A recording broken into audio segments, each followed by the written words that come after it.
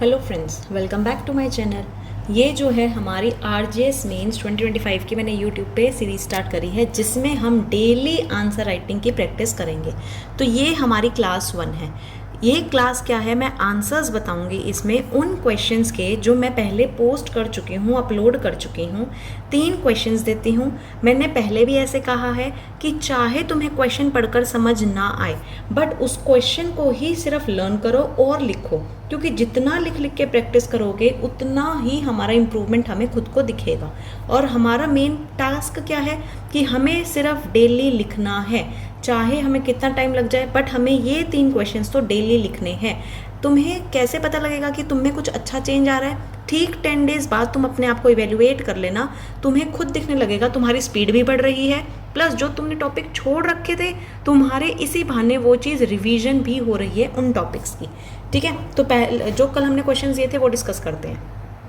और इसमें डिटेल में क्वेश्चंस के आंसर्स डिस्कस नहीं होंगे। इसमें मेरा मेन मोटिव क्या रहेगा, क्वेश्चन के आंसर को सिर्फ मेन प्रोविजन बताना कि कहाँ पर वो हमें आंसर देखने को मिलता है या उस क्वेश्चन का आंसर क्या होगा, ताकि तुम्हें पता लग जाए, तुम सेल्फ चेक करोगे कि हाँ तुम कहाँ कुछ गलती कर रहे हो या क्या कुछ लिखना रह गया।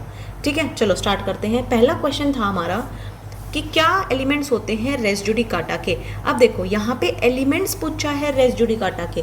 ध्यान रखना, सेक्शन 11 एक्सप्लेन करने मत बैठ जाना। ये 3 मार्क्स का क्वेश्चन है। ये चीज़ आरजेएस में मेन है कि जो क्वेश्चन में पूछा है डायरेक्ट सिर्फ और सिर्फ उसी का आंसर दो। अगर मानो तुम सेक्शन 11 बताने बैठ गए, लास्ट की 3 लाइनों में जाके तुम एलिमेंट्स लिख रहे हो, उसका कोई भी फायदा नहीं है, क्योंकि जो एग्जामिनर होगा, जो चेक करेगा, वो सिर्फ तुम्हारे एलिमेंट्स ही ढूंढेगा। और एलिमेंट्स अगर लास्ट में जाकर मिल रहे हैं तो ठीक है, नंबर भी 1 मिलेगा फिर।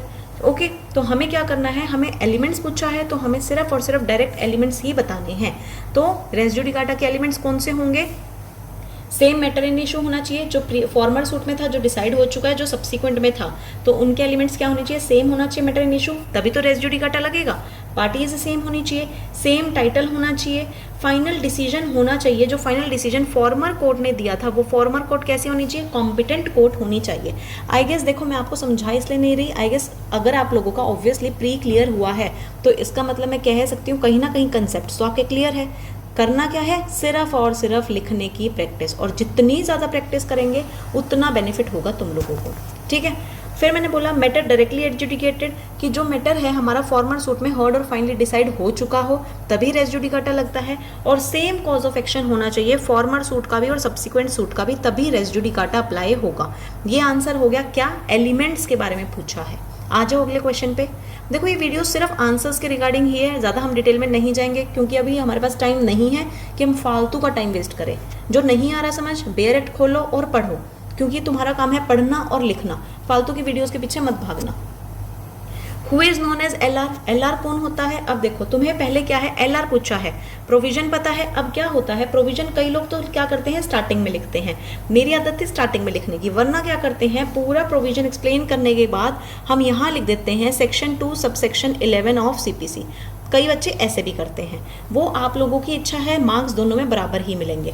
तो अगर मैंने लिख दिया स्टार्टिंग में ही, अब मेरे को क्या है, एलआर बताना है। एलआर मीन्स वो पर्सन जो रिप्रेजेंट करता है स्टेट।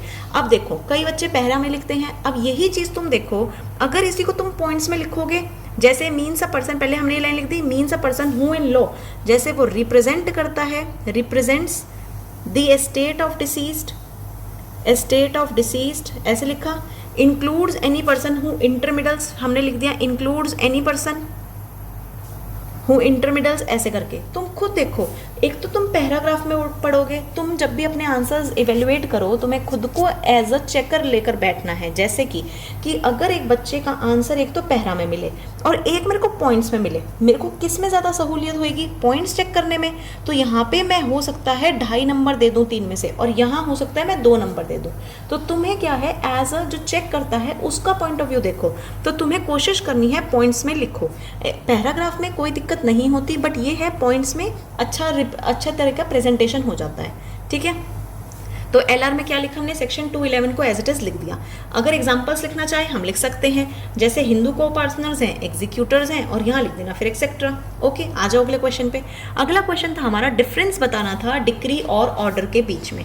अब इसमें भी हम पहला तरीका क्या हो सकता है, हम पहला तरीका ऐसे लिख सकते हैं, फर्स्ट पॉइंट लिखा decree is this this this, whereas order is this this this, ऐसे भी लिख सकते हैं। फिर second point, decree is this this this, whereas order is this this this, हम ऐसे भी लिख सकते हैं।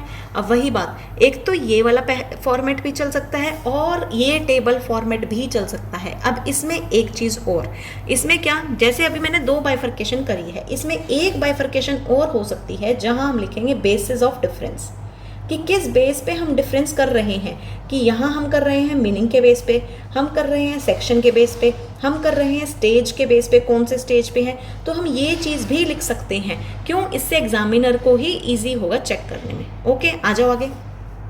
तो डिक्री और ऑर्डर के बीच में हमने डिफरेंस बता दिया। डिक्री क्या है, फॉर्मल एक्सप्रेशन जो सेक्शन 2 के 2 में दे रखा है। ठीक है, अब देखो तुम सेक्शन नंबर इसके आगे भी लिख सकते हो, इनके आगे भी लिख सकते हो। अगर तुम ये सोच रहे हो कि मैं तो सेक्शन का एक अलग सा पॉइंट बनाऊंगा, इट इज प्रोवाइडेड अंडर, नहीं, वो चीज़ तुम्हें बेनिफिट नहीं देगी। तो कोशिश करो कि 2 के 2 को तुम यहीं पर मेंशन कर दो ना, अंडर सेक्शन 2 का 2। ठीक है, एक तो देखो अब इसमें मैं 2 चीज़ बताती हूँ। हमने लिखा यहाँ डिक्री, हमने लिखा यहाँ ऑर्डर। अब एक बच्चे 3 पॉइंट्स लिखने हैं, सपोज एक बच्चे ने तो डायरेक्ट लिख दिया 2 के 2 में प्रोवाइडेड है, ऐसे ही यहाँ लिख दिया।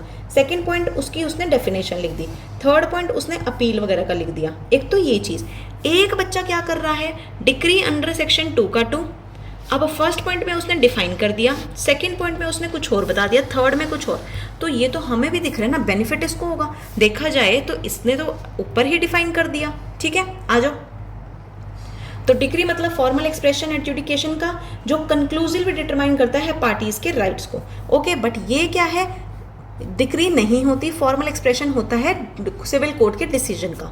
ये डिक्री हम उस सूट में देते हैं, कैसे, जब सूट इनिशिएट होता है प्लेंट के प्रेजेंटेशन पे। बट ये चाहे प्लेंट हो, एप्लीकेशन हो, पिटिशन हो, क्या दिया जाता है, ऑर्डर पास किया जाता है। ठीक है, ये कंसर्न है सब्सटेंटिव लीगल राइट से, ये कंसर्न है प्रोसीजरल राइट से। डिक्री प्रीलिमिनरी हो सकती है, फाइनल हो सकती है, और पार्टली प्री और पार्टली फाइनल हो सकती है, बट ऑर्डर हमेशा फाइनल ही होगा। डिक्री अपीलेबल होगी, यूजुअली अपीलेबल होती है, एक्सेप्ट अगर लॉ ने मना किया तो नहीं होगी। बट ऑर्डर अपीलेबल भी हो सकता है और नॉन अपीलेबल भी हो सकता है। यहाँ मैंने मैक्सिमम कितने पॉइंट्स बताए हैं, 5 पॉइंट्स बताए हैं। बट अगर 3 मार्क्स का क्वेश्चन है तुम 3 या 4 पॉइंट्स भी लिख सकते हो। ठीक है, आगे आ जाओ। प्री डिक्री और फाइनल डिक्री में क्या फर्क है। प्री डिक्री कौन सी होती है, the formal statement made by the court to determine the rights of the parties involve. जो भी कोई स्टेटमेंट देता है कोर्ट डिटरमाइन करने के लिए क्या कुछ पार्टी के राइट्स है। बट ये फाइनल डिक्री क्या होता है, जो डिसाइड कर देता है सूट को पूरा एंटायरली।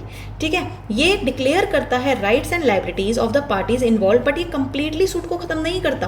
प्री डिक्री जो है कंप्लीटली डिस्पोज ऑफ नहीं करता, हाँ राइट्स और रिस्पॉन्सिबिलिटीज बता देता है पार्टीज के, बट ये क्या है, कंप्लीटली डिस्पोज ऑफ कर देता है सूट को। Not executable on its own, ये अपने आप एग्जीक्यूटेबल नहीं होता। क्यों, फाइनल डिक्री की वेट की जाती है। बट ये जैसे ही इशू हो गया है हमारा फाइनल डिक्री, ये एग्जीक्यूटेबल हो जाता है। मतलब कि जैसे ही हमारी डिक्री आ गई, अब हम उसको क्या करते हैं, एग्जीक्यूशन की प्रोसीडिंग्स को स्टार्ट कर देते हैं। आगे आ जाओ। मे इन्वॉल्व एडिशनल इंक्वायरीज और actions to determine the specific of the decree. यहाँ पे क्या है, क्योंकि हमें पता है ये प्री डिक्री है, इसके बाद कुछ भी इंक्वायरी हो सकती है। ठीक है, बट यहाँ पे क्या है, अगर फाइनल डिक्री आ गई तो वो तो वैसे भी एंड हो गया हमारे प्रोसेस का। इसके बाद तो सिर्फ और सिर्फ क्या हो जाता है, एग्जीक्यूशन। तो कोई भी फर्दर इंक्वायरी की हमें यहाँ जरूरत नहीं पड़ती।